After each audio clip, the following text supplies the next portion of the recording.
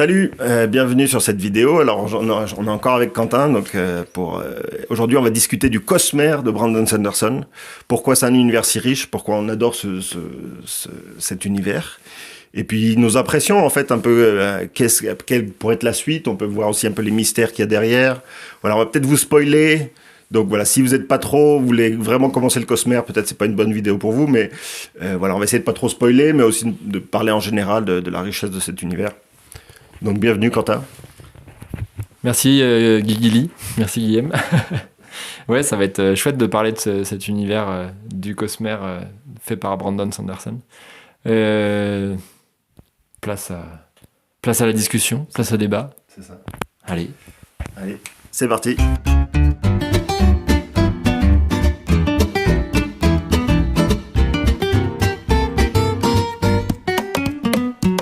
Cette vidéo, j'ai invité Quentin parce qu'en fait, c'est lui qui m'a fait découvrir, c'est à cause de lui que j'ai lu tous ces livres de Brandon Sanderson. Voilà, c'est lui qui m'a fait tomber dans cet univers. Moi, j'ai recommencé à lire pas mal de fantasy il y a 5 ou 6 ans. J'en ai lu beaucoup quand j'étais jeune. J'ai eu un break, après j'ai lu un peu d'autres lectures, mais j'avais un peu laissé de côté la fantasy. Et en fait, c'est vraiment en discutant avec Quentin, on a échangé en se disant, on a les mêmes goûts. Et puis, t'as pas lu du Brandon Sanderson, lis Le Fils des Brumes. Et donc, c'est comme ça que je suis passé dans le Cosmere. Et après, ça a commencé à enrichir un peu la discussion. Et puis voilà, donc aujourd'hui, on est là pour ça, pour parler un peu de pourquoi le Cosmere, c'est un monde inégalé pour l'instant pour moi en fantasy. Il n'y a pas d'autres univers de fantasy qui sont aussi riches, aussi vastes. Et qu'en fait, c'est très difficile de voir jusqu'où va aller Brandon Sanderson finalement dans cet univers-là, quoi. pour les gens qui sont fans de One Piece dans manga, dans la construction du manga de One Piece, Eiichiro Oda, il a une construction qui est hyper riche et qui prévoit énormément de choses en avance. C'est-à-dire qu'on sent toujours que lui, il a pensé, il a écrit des choses et il a mis des indices dans son écriture, dans son œuvre, dès le début et avec plein de références. Et je trouve que chez Brandon Sanderson, on retrouve un peu quelque chose de cet ordre-là. Alors je sais pas si toi tu connais One Piece, mais moi il y a un truc qui me parle et qui me fait écho dans le fait d'avoir... on sent que l'auteur, il a des coups d'avance, il a des coups d'avance sur ses personnages. En même temps, il y a des petites infos dans les débuts de chapitres. C'est vraiment sa patte à lui de mettre des petits débuts de chapitres où on ne sait pas qui parle, on devine. Justement, il y a plein de mystères, d'interprétations autour juste des petites lignes. Il y en a qui lisent tout, juste le livre, les petites lignes du début pour essayer d'interpréter qui parle à qui, etc. Bon. On a vraiment des infos. Moi, je les ai relus, là, les archives de Rochard, pour en parler. Je les ai relus il y a quelques temps, là. Et j'ai eu plaisir à relire certains éléments que j'ai compris et que j'avais sans doute pas compris de la même manière au tout début, quoi. Et j'avais eu la même impression avec Fils des Brumes, vraiment d'avoir des trucs comme mais c'est de ça qu'il parlait à ce moment-là, ou c'est lui qui parlait, et tout prend un autre sens et tout prend une autre dimension. Et je trouve ça très fort de prendre ce risque-là, d'une certaine manière de perdre un peu les gens, perdre un peu les lecteurs en début, et que le monde vienne à nous à travers les personnages plutôt qu'ils nous soient présentés dès le début. Voilà, vous vivez dans un monde qui fonctionne comme ça. Voilà, même si on prend par exemple Harry Potter, il découvre petit à petit, mais dès qu'il découvre, en fait, on a l'explication de tout comment les choses elles fonctionnent. Alors que là, on est à chaque fois à des époques dans les histoires où il y a tout à redécouvrir. Et voilà, de découvrir avec les personnages, c'est assez incroyable. Que tous ces livres de Brandon Sanderson, au début, après, disons, une 80-100 pages, à un moment, il y a un personnage, tu te rends compte qu'il sait beaucoup plus que le personnage principal, qui a une dimension de la planète ou de l'univers où il est, beaucoup plus avancée. Donc, il y a un paragraphe, qui a plein d'informations. Et au début, on comprend rien. Mais qu'est-ce qu'il veut dire? Qu'est-ce que c'est? De quoi il parle? Et en fait, c'est après, peut-être à la fin du livre, qu'on va comprendre déjà qu'il y avait plein d'éléments cachés qui étaient là. Je crois que c'est un fan des easter eggs, de mettre plein d'easter eggs de partout. Je viens de lire là, la fin de son Secret Project là, de cette année. 13, c'est la Mère Émeraude. Je viens de le finir hier. Là. Et c'est aussi, il y a plein d'easter eggs. Donc on peut le lire juste... C'est ça qui est super aussi, c'est chaque œuvre de Brandon Sanderson. On peut les lire comme une œuvre à part entière et passer à autre chose. Mais si on est fan du Cosmere, on a lu d'autres livres, on a plein d'indices comme ça. Il y a des personnages qui sont là, ou des références, ou des peuples, ou des technologies. Et à penser, t'as tout dès le début, en fait. Dès les premières pages, il sait où il va. Il nous met des petits indices. Il nous lance dans des trucs. On dit, mais qu'est-ce que c'est? De quoi il parle? Pourquoi il y a ce personnage qui nous dit tout ça? Je comprends rien. Et moi, ça m'a fait ça au début des archives de Rochard, mais quoi? Et puis ça s'intensifie, ça s'opacifie, puis en même temps, tu comprends des trucs petit à petit. Chaque tome apporte aussi sa richesse dans le système magique, dans comment fonctionne l'univers, dans comment fonctionne la planète, quelle créature, pourquoi. Donc il y a plein de mystères comme ça. Et ça me fait penser un peu des fois à Lost, tu sais que ça s'accumule, les mystères de plus en plus, la série Lost. Et à un moment, tu te dis, mais ils vont jamais avoir le temps de tout démystifier. Et en fait, lui, il le fait petit à petit. Des fois, c'est à travers d'autres livres qu'on comprend des trucs. Et du coup, c'est ça aussi qui est... En fait, il écrit en fait aussi tellement que pour être à la page tout le temps de l'évolution du cosmère, parce qu'il y a toujours des petites nouveautés qui sortent, c'est ça qui est très, très riche. Et quand on regarde un map, je vous mettrai une petite la map avec les différentes planètes et les différentes œuvres qu'il y a sur chaque planète, les éclats, les investitures, comment fonctionne la magie, d'où ça vient, etc. En fait, t'as l'histoire qui nous est racontée, puis en fait, il y a toute la grande histoire derrière de l'univers qui est là, qui impose, qui fait évoluer l'histoire, qui l'amène dans une direction, qui a des personnages cruciaux qui aussi influencent d'une certaine manière. On a Oid, par exemple, qui est un personnage qui est transversal à plein d'œuvres et qui influence toutes les histoires. Et en même temps, on sait pas trop qui c'est. On sait pas trop ce qu'il veut. C'est un passionné de la structure et de la forme qu'ont les histoires. J'ai l'impression, autant il y a des auteurs qui vont avoir des choses à raconter et donc qui vont servir de livre pour raconter ces choses-là.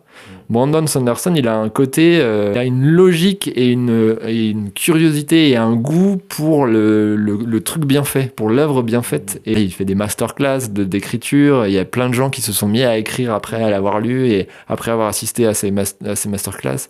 Il y a d'autres auteurs qui coécrivent avec lui d'autres choses. Ouais, il a un goût pour raconter des histoires bien faites. Du coup, il y a une forme de...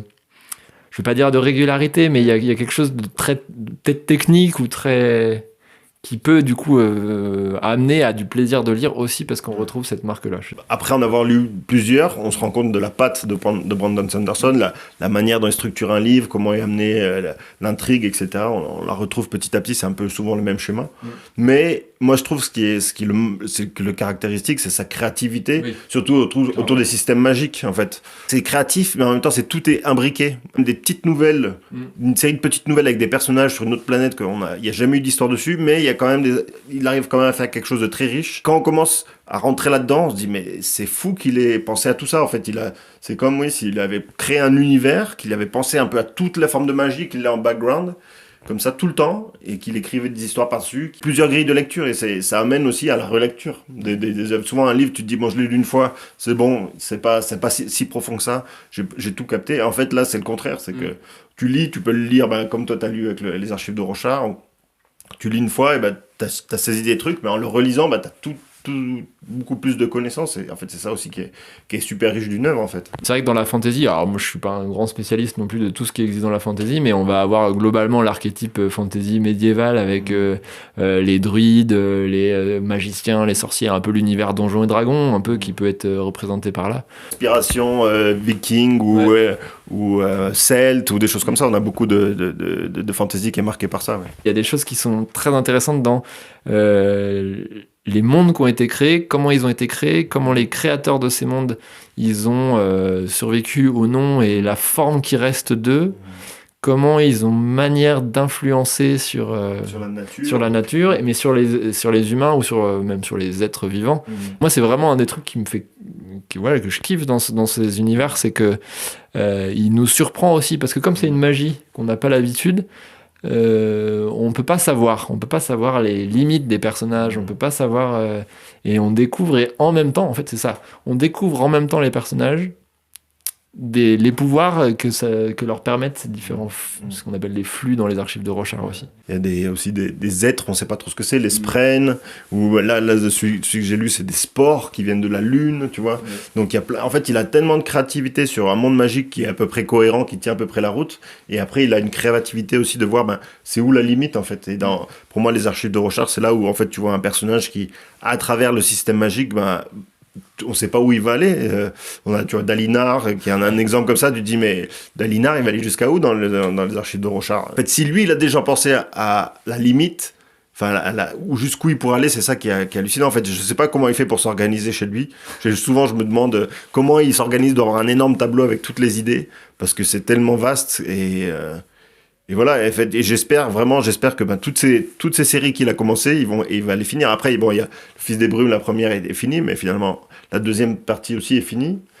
Et moi, en tout cas, j'espère que les archives de Rorschach seront finies. Apparemment, c'est pour 10 tomes, donc aussi, on va partir sur plein de révélations. Qu'est-ce que ça va être la suite? Vers quoi il va aller? Il y a des personnages qui peuvent voyager à travers les différentes planètes, qui ont des pouvoirs spécifiques et qui sont aussi importants dans chaque histoire, ou qui sont des légendes derrière, des personnages qui sont un peu immortels. Donc, il y a la grande histoire derrière, en fait, qui avance aussi doucement par rapport aux histoires qu'ils nous racontent. Il y a plein de théories, on peut partir sur plein de trucs, extrapoler à fond, et c'est ça que c'est super, quoi. Par exemple, dans les Fils de Brume, le fait que Sazed récupère l'investiture et de sauvegarde et de ravage à la fin, ou alors que Taravangian et ce qu'il réussit à faire avec Raise et Abjection, on ne sait pas du tout comment ça peut se passer. On n'a pas du tout non plus d'idée de l'origine. On commence à comprendre entre les interactions avec notamment Oid, qui est un personnage central dans ce qui s'est passé à ce moment-là, mais dont on ne sait pas vraiment grand-chose. On sent qu'il cherche à contrôler certains trucs, mais on n'a vraiment pas idée de où ça peut aller. Il a aussi des pouvoirs, lui, qui viennent de partout. Enfin, il a des pouvoirs qui viennent d'Elantris. Je me rappelle plus la planète dans Warbreaker aussi, mais il a aussi ces pouvoirs-là. Enfin, on voit qu'il a été transversal un peu de partout et que il s'est baladé et qu'il influence de partout, en fait. Et on sait quel est ce personnage. Et en fait, on le croise, il a d'autres noms, il a d'autres situations. Et donc, c'est ça qui est aussi, tu te dis, mais quel est ce mystère? Et en fait, il y a des couches de mystère. Et le système magique, par exemple, dans les archives de Rorschach aussi, tu le comprends, il y a des couches et des couches de systèmes magiques de plus en plus complexes. Pour moi, c'est le système magique le plus complexe, c'est celui des archives de Rorschach, parce qu'il est juste fou. Plus encore que celui de Fils des Brumes, parce que avec les métaux, finalement, on arrive à comprendre à peu près dans son ensemble. Mais là, pour l'instant, pour moi, dans les archives de Rorschach, le système magique, il a une richesse de fou, quoi. Et puis le 4e tome a encore fait avancer le truc, t'es là, mais c'est incroyable, quoi. Et en même temps, il y a plein de couches, et en même temps, c'est jamais frustrant, dans le sens où on parle tellement de rien au début, que toute découverte, elle nous fait avancer. C'est assez hallucinant. Moi, quand j'entends, j'ai ma copine qui est en train de les lire en ce moment, et quand je vois les révélations qu'elle a et les compréhensions de ce que c'est, mais ça, c'est une lame d'éclat, ça, c'est... Et de voir là où j'en suis, où on en est quand on a fini de lire le tome 4, il n'y a aucune frustration dans le fait de ne pas savoir, parce qu'on ne sait pas, en fait. On ne sait tellement pas que du coup, il y a ce plaisir de découvrir les tomes après tome, et même quand on a des révélations importantes. Je me souviens, moi, à la fin du premier tome de Fils de Brume, j'étais halluciné de ce qui s'était passé, de comment les choses avaient changé, de ce que Vin, elle était capable de faire.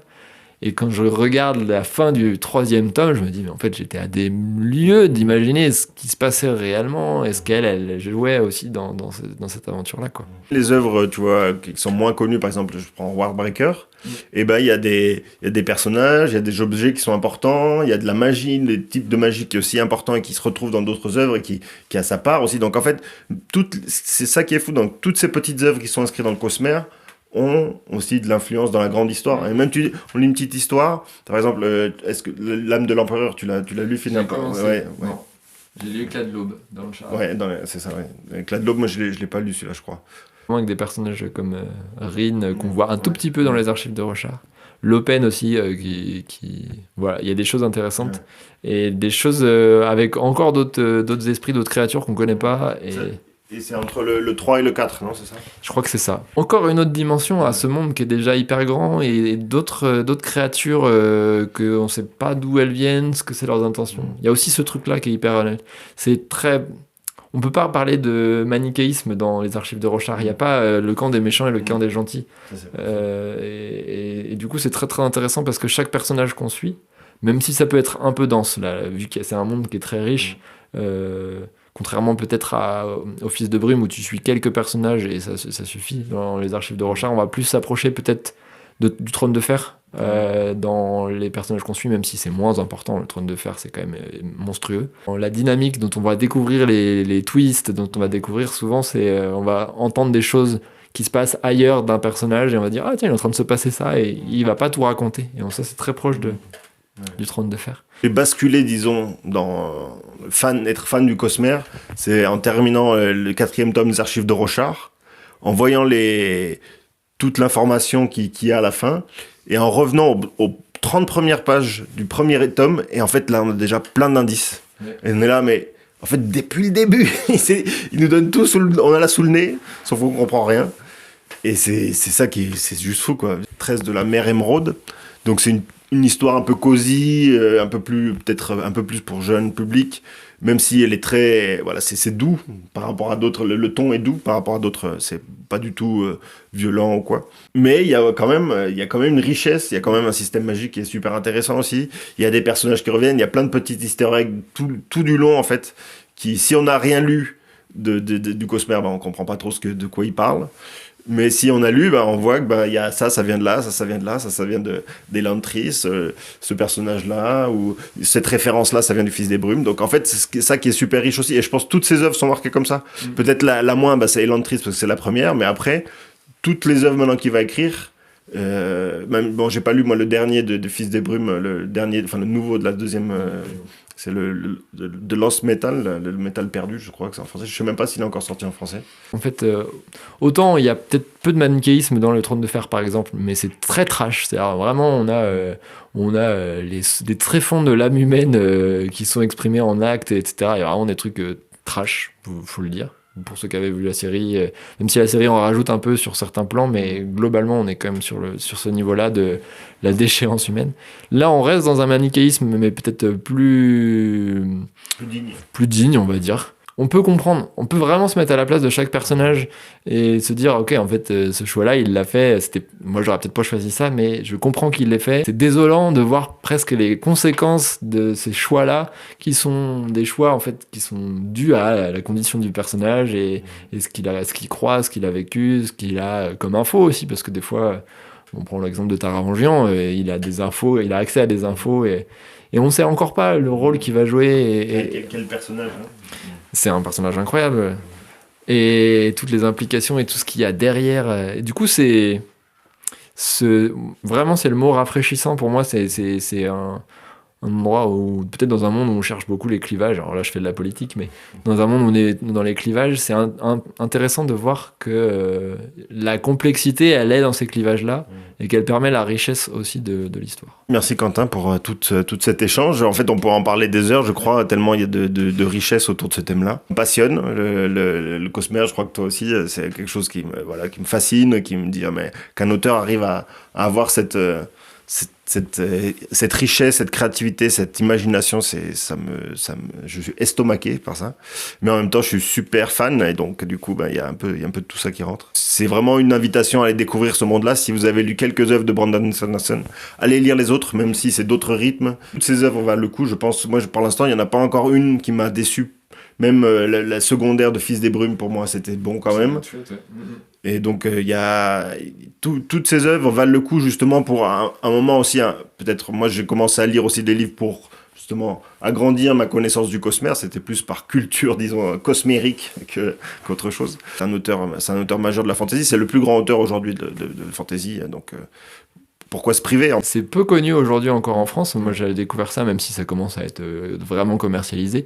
Mais j'en entends peu parler autour de moi. Et c'est vrai que vraiment, c'est à lire. Et moi, j'ai vraiment l'impression que plus on en lit, plus on a de la satisfaction aussi de comprendre des choses qu'on n'avait pas dans les premières lectures. Une lecture qui est satisfaisante, j'ai envie de dire. Et pour les moments épiques qu'on y vit, et pour voilà, cette curiosité et cette... un peu récompense. Je pense qu'il y a une forme de culture de la récompense de... Voilà, vous avez lu celui-là, donc vous êtes capable de faire la compréhension. Et moi, j'ai pas trop cherché, mais c'est vrai qu'il y a une communauté autour du Cosmere qui est assez incroyable et qui part dans toutes les théories possibles et inimaginables. Alors, il faudrait passer du temps, mais c'est plutôt... on en a parlé déjà, c'est plutôt des communautés en anglais ou en espagnol. Donc, il faut que ça bouge et qu'on est en français aussi. Allez, c'était tout pour nous. À bientôt. Ciao, merci.